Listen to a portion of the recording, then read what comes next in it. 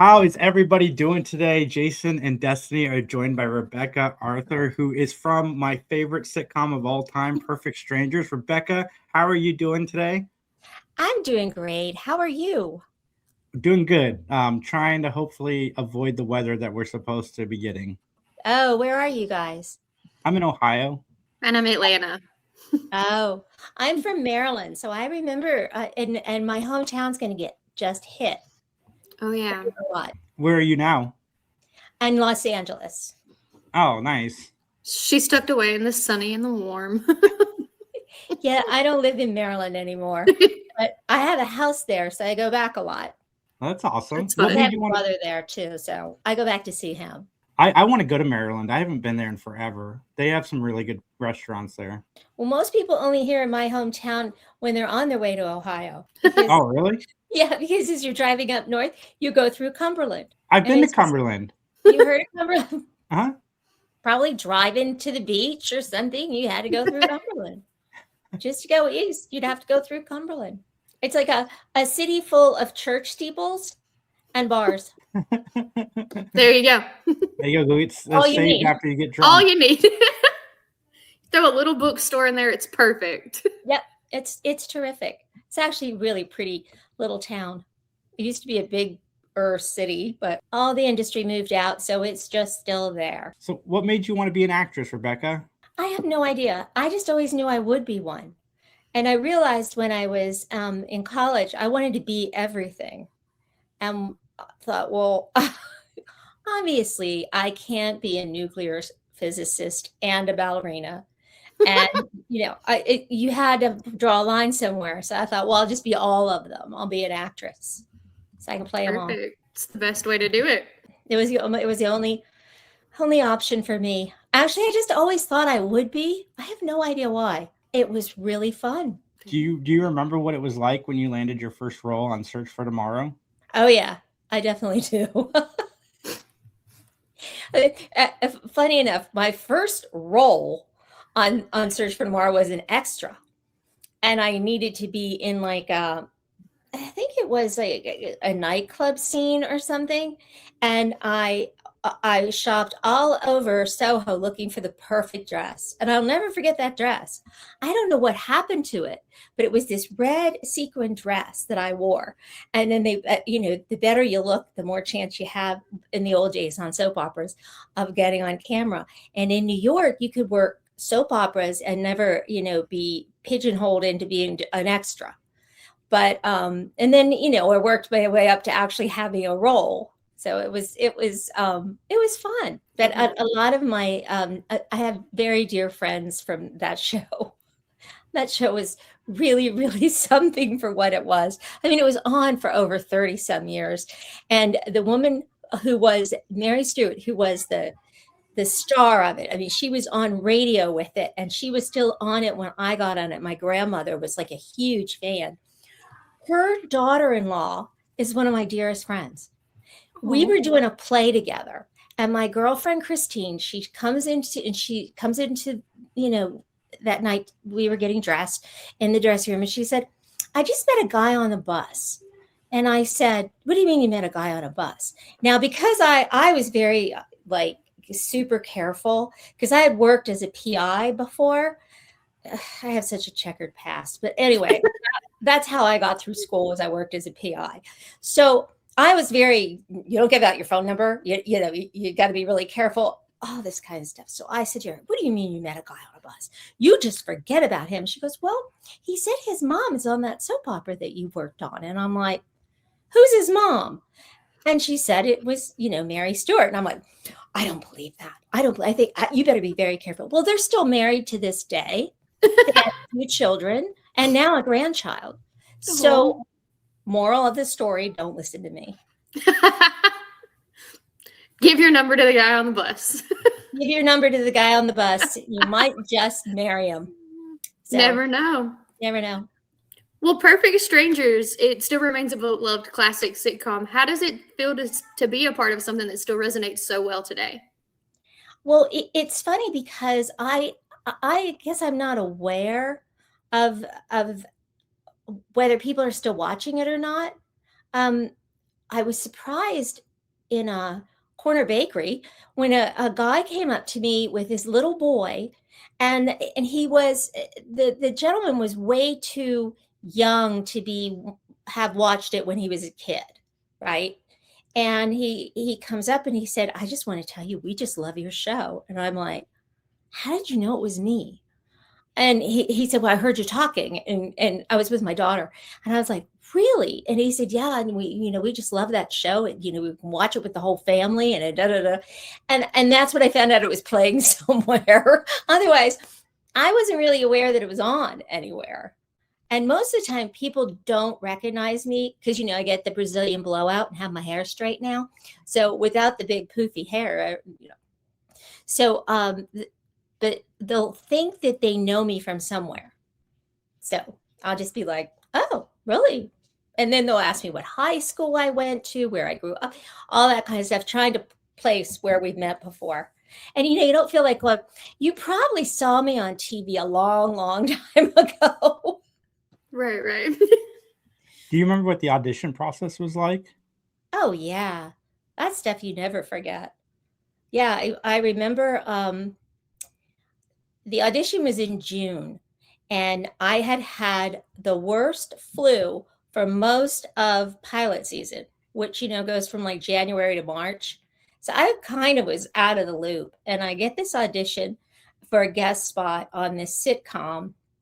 Funny thing, the guys, Bronson and Mark, used to do these promos when they first started, and I had seen them doing these promos for this sitcom, and I had done a pilot that didn't get picked up. So I was kind of jaded. And I see these guys, and I'm like, that'll never last. So, of course, this is the audition I'm going in for. I go in, and, of course, nobody knows how to say bulky. We all go bulky. And I'm looking at the sides, the script, and I'm like, yeah, this role of Jennifer's nice, but I think this role of Rachel fits me. And the casting director's like, yeah, well, we're casting, the women from the readings of Jennifer. You just have to read for Jennifer. And I'm like, wow, that's like two different characters. Because as soon as I read what Rachel, who turned into Marianne, said, she goes up to Bronson. She goes, "Hi, I'm Rachel. I'm a Sagittarius." And he says, "Hi, I'm Balky. I'm a Bartakamus." So I immediately was like, this is me over here. So I had to read for Jennifer, not my part. So I asked them, probably a couple years later, I said, "How did you choose me for Marianne or Rachel, when I was reading for Jennifer?" Because Jennifer was more the straight character, And they said, "Oh, we could just tell you were funny." Okay. So Perfect. I'll go with that. But yes, I remember it vividly. I also remember seeing Melanie there. And on the first day of the show, Melanie wasn't in her role as Jennifer. There was another woman. And I remember when we started reading through Jennifer spoke way before Rachel / Marianne did. And I glanced over and I thought, are we supposed to do this like that? And I'm thinking, that just doesn't feel right. Well, it wasn't. She was gone by lunch and Melanie was there the next day. Things work out the way they're supposed to. So one of the things I like about Perfect Strangers is the fact that, your guys' relationship with the guys was not really a will they, won't they. You guys were just together for the duration of the show. Like, what was that chemistry like first time on set with the guys and you guys and everything? Because you and Bronson have great chemistry together. Well, that just sort of happened. It happened in that first episode when Jennifer says, "We'll go get the cheese out of the trash." And we were just kind of making goo-goo eyes at each other, and it just kind of rolled from there. And we were only supposed to be there 1 week, just 1 week. That was it. And I had a feeling that I had this feeling like it's just not over. And Melanie had the same feeling. And we were both, oddly enough, we were on the phone together. These are the days of call waiting. Okay. We're on the phone together talking about what we did do is we invited the guys over for dinner at her house and we cooked. Boy, we were bold. Well, she could cook. But Mark came. Bronson didn't come. We just had Mark, and we had such a lovely time. That's when I found out that Melanie's dad was Mr. Whipple. I mean, there's just all kinds of things you find out when you invite somebody for dinner. But we were sitting. We were on the phone together, and we both got a call at the same time. So we're like, okay, hold on, go back. It's my agent. Yeah, it's my agent too. I'll call you back. We hang up, and that's when they said they want to bring you guys back.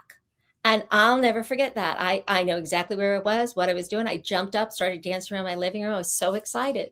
And that was just we're going to bring you back for a few episodes. So it basically was kind of a trial period to see how it goes. And then we did this Christmas episode with them. And I think we had already gotten our contracts by then, because this was in October. We must have. But it called for Jennifer and Marianne were going skiing. So we stopped by the boys' apartments to tell them, Merry Christmas, have a great Christmas. And they're supposed to be driving home to Larry's parents' house in Wisconsin. I think that's where he's from. Anyway, so Mark goes over to give Jennifer a kiss, and he whips her over and plants one on her. And Bronson and I are watching this. So then Bronson walks over very timidly to me, and I whip him over and plant one on him. Well, it required Bronson to hold himself kind of in a back bend, because he's a bigger guy than he's big. And I'm holding him. And this was in the beginning when he used to eat burritos for breakfast. So I'm holding him, and we lose our footing. And for the episode in front of the audience, I'm in this snowsuit. It was like a Michelin Man snowsuit, and they took it in really tight to make it look better. Could hardly move in it, and there was no sitting down in it. And so, of course, when I whipped him over, and then he lost his balance, and I fell on top of him, I couldn't get up. They had to come and lift me off of him. And I was hysterical. I'm like, they're going to fire me. I just threw the star of the show on the ground and laid on top of him. But fortunately, they didn't. They kept me. So that's good. That sounds like a great, funny, kind of one of those behind the scenes moments. So, and you know what? It never made it into our gag reel, and I was always surprised, because our gag reel was really funny. But I think it was just lost, because I know they would have put that in, or they were just so shocked. We got to get her off of him. So yeah, the good old days. Oh, I love that. But yeah, the physical comedy was a lot. It was like, and the funny thing about the physical comedy is, when we get in front of the audience, you have your adrenaline's running, and Bronson would get a little bit wild. And we just never knew how wild he was going to be. And so you just kind of rolled with it. But I did something very strange for me. I retired ages ago, but I did a play reading for a benefit for my hometown theater, which, by the way, wasn't there when I was there. So, and then from that, I ended up, the gal that runs the theater ended up meeting Tito of Tito's Vodka. And Tito wrote a script, a play, and he wanted her to do it. And she said to me, "You'd be perfect for this." And I was like, well, I haven't done anything in like 30 years. And I went and I did that play. What surprised me is that they brought people in, me and the other lady that I was working with. We had to do like kind of a tussle scene where we're fighting. I think I'm trying to get out the door and she's trying to keep me from getting out the door. And they had somebody come in, a fight coach, to choreograph this. Now in our day, we choreographed it. And Mark got teeth, knocked out. You got hit in the eye, all kinds of crazy stuff, but not here. Was coordinated. And then I had to kiss this guy in the play, which was really strange because I haven't kissed anyone since I married my husband almost 30 years ago. So that was weird. And actually, that's not true. I did do a film after we got married that I did have to kiss a guy. But anyway, I'm supposed to kiss this sweet guy that could have been my son. Okay. Oh. And I didn't tell anybody that, but I was a little like, you know what my brother said? He said, so you're a cougar. I'm like, great. really? Anyway, yeah, they had somebody come in to work on the intimate scene. I'm like, okay, we never did that. It would be Bronson would just on time. And you know, we just went with it, but not nowadays. It's very structured. Everything is very structured now. They called Melanie and I go, you're not going to believe this. I won't tell you what she said, but it was very funny. It was so funny. But anyway, yeah, that was so I did the Tito's play and met Tito himself. He said to Kim, the gal that runs the Cumberland Theater, if you put it on, I'll come and see it. Now he lives in Texas and he's very wealthy. So he flew into my little hometown, tiny little hometown, with 2 private jets and 15 of his closest friends. And they all came to the opening night. Wow. And they were all very nice. It was all the guys like he'd gone to college with and stuff. And that I guess kind of the guy in the play, the young man in the play was kind of like them, you know, in their youth. But anyway, it was really fun. So that was it. Out of retirement for 2 seconds, back in. That's so much fun. There's also a big difference now. A lot of like sitcom style shows aren't filmed in front of live audiences anymore. Was that like kind of unnerving, or did you have any big nerves with that? I loved it. Yeah, there's nothing like the feedback from the audience. That's, you know, when you're doing a film and it's funny. I mean, it's like, you know, that the crew is standing off trying not to, you know, burst out laughing, but it is fun to have that like interaction with the audience. Similar to theater, you get that instant gratification for the performance. Yeah, it was like doing a play every week, because every week we do the same, and it really gives you a shot of adrenaline. It's not just, oh, hurry up and wait, get called to the set, okay, do your scene, now go back. You know, it was a show, and we were really, I didn't realize until I would go guest on other sitcoms, we were like clockwork. I mean, show started at 7, we were done by 9. And then, you know, the audience we would do question and answer with the audience, and then they would leave, and then we do some pickup shots. But I was out of there by 10. And unless it was a really, really difficult scene, but we had Joel Zwick as a director, and he's just brilliant. So, but it was just boom, boom, boom. Well, I've got to go backwards a little bit and ask you what your appearance on Newhart was like. Wonderful. All I can say about him is he was the best, just one of the best people I've ever worked with. He was just amazing. He helped me with something. I was in the middle of doing a play out here, and it was not going well. And I was talking to Peter Scolari, and on a sitcom, you come in the morning, and there's a table. Everybody meets at the table to do the run through. And Bob Newhart was sitting at the end of the table with his newspaper and his half glasses on. You know how he always wore those?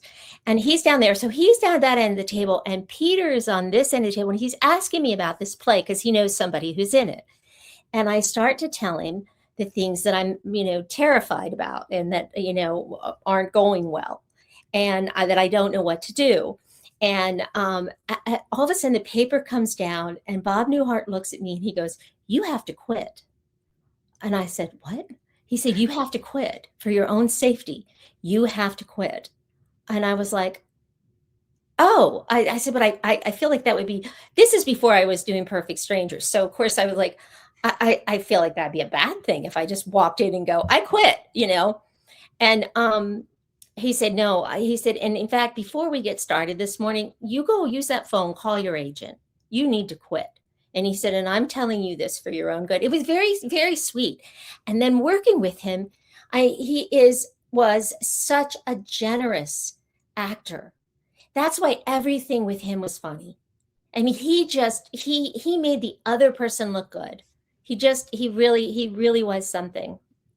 It's absolutely brilliant because the end of Newhart is one of the best series finales of all time. It's being a dream of the character from the original show.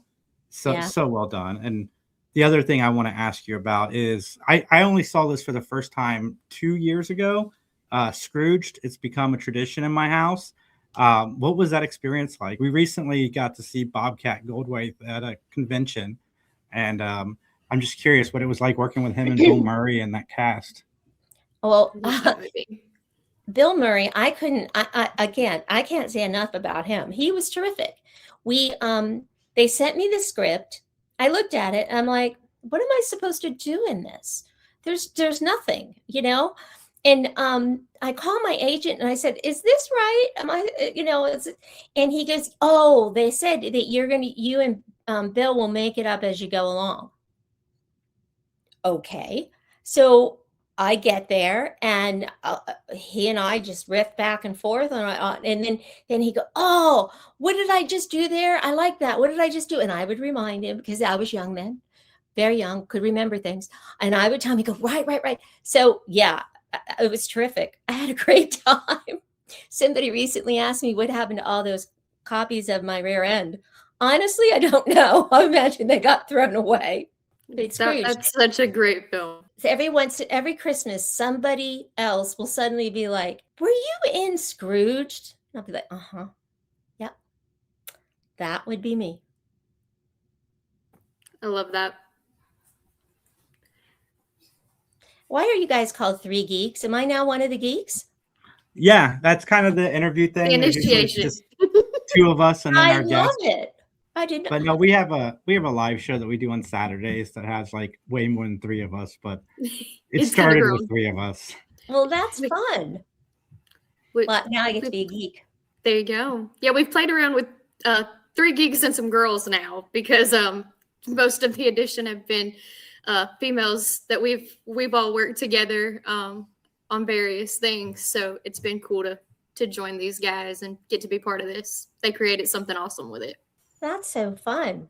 Well, how long have you guys been doing this? 11 years.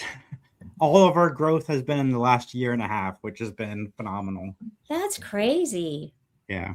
We had to learn to do it. And now that we've learned, it's been fun getting to meet people like you. And it's been truly an honor to talk to you today, Rebecca. Well, thank you. Absolutely. What are you up to now? Well, I have a clothing business and I always liked wardrobe, but I've been doing it. I'm in my 10th year now of selling these beautiful designer clothes. And I do like trunk shows and that sort of thing. A lot of times people just come to my house. I have a little setup over here. I didn't want to, usually I'm turned the other way and you can see all the line, but I figured you guys would be going, why is she in her closet? So I didn't want to confuse everyone. I'll have to look it up. It's called Cabi, C-A-B-I. Perfect. And because it originally was Carol Anderson by invitation. And we're in our 24th year. It's been around 24 years. And I think it's really fun. I got into it through a friend of mine from college. So it is just all about community and getting together and having a blast. So I just got back from Phoenix where we just saw the new line and, spent like 4 days with my besties, just having a blast. So it's all about having fun. Cute. And being dressed well. Super cute. Well, I'll thank have to you add again, some stuff to my Rebecca. cart. Where can everybody find you online? I think on Instagram, I think I'm Rebeca Arthur Golden, because I am married. To that guy up there. Not God, no. He's upstairs right now. Boy, that didn't make any sense, did it? But yes, I have a husband and two children. I have 2 daughters. Stella is teaching art at an art conservatory high school, and Lena just quit working at Disney in legal ops, and now she's going to Snapchat. Oh, Wow. nice. That's incredible. That's my crew. Love that. Well, again, thank you so much for your time today, Rebecca. Everybody like, comment, share, subscribe, and we'll talk to you soon. Okay, bye-bye.